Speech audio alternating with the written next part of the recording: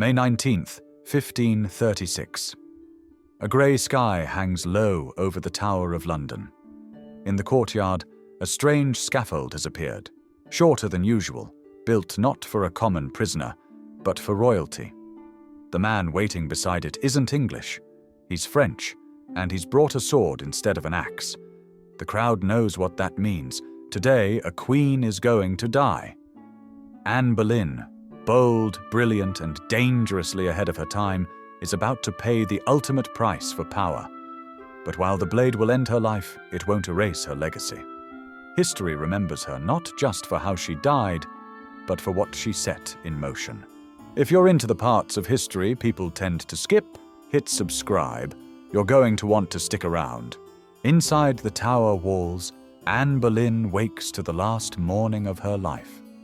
She's been held here for 17 days, isolated, betrayed, watched.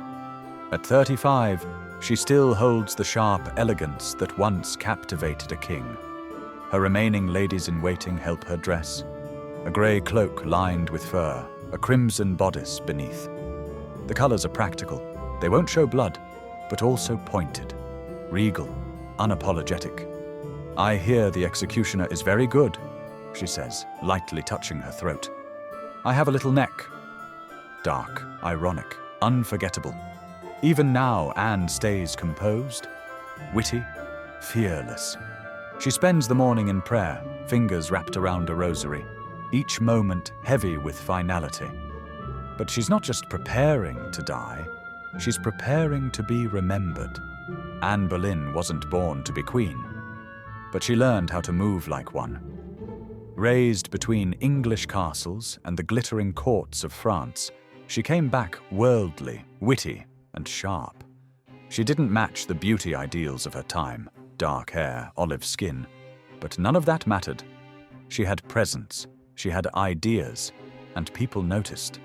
When Henry VIII turned his eye on her, Anne didn't follow the script. She refused to be his mistress, telling him, in essence, "If you want me, marry me." It was a bold ultimatum. Risky. But Anne knew exactly what she was doing. Anne said no to the most powerful man in England and meant it. For 7 years, Henry VIII chased her. She refused to give in without a crown, and he gave her one. But to do it, he tore England from the Catholic Church, declared himself head of a new one, and rewrote the country's future. In 1533, they married in secret. Anne was pregnant.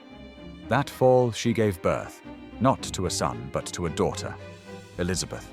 It wasn't the heir Henry wanted. But Anne had taken the throne, and history was already shifting. Anne Boleyn's reign lasted just 3 years, but she didn't waste them. As queen, she pushed for religious reform, backed English translations of the Bible, and surrounded herself with thinkers and rebels.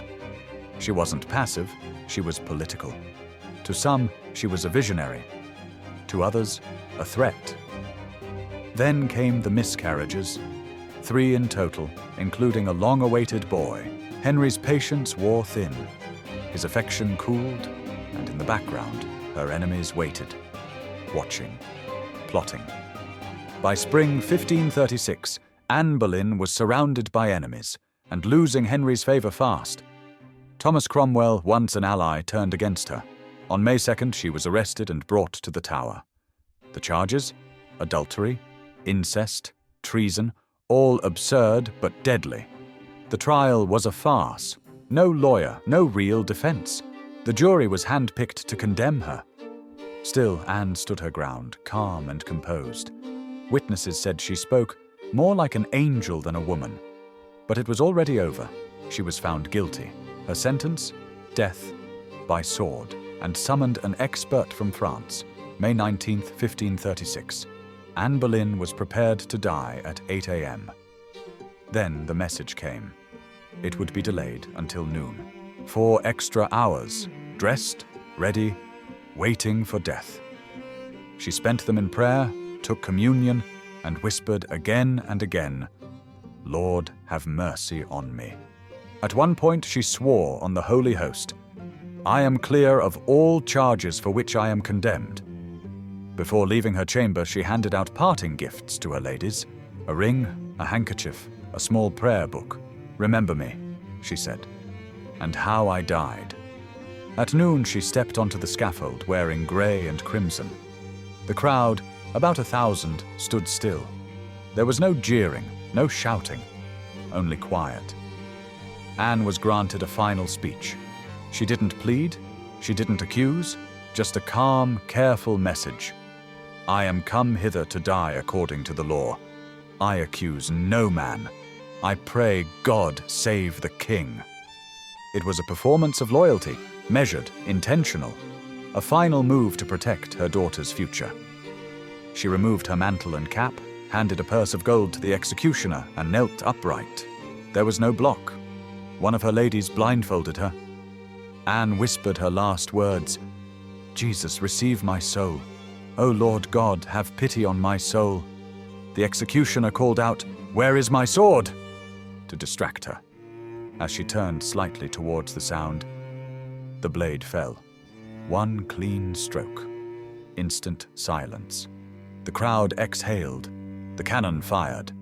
Henry VIII was free to remarry. Anne's body was left on the scaffold, her head beside it. No coffin had been prepared. Guards found an old arrow chest, placed her remains inside, and buried her quickly in the chapel of St. Peter ad Vincula within the tower walls.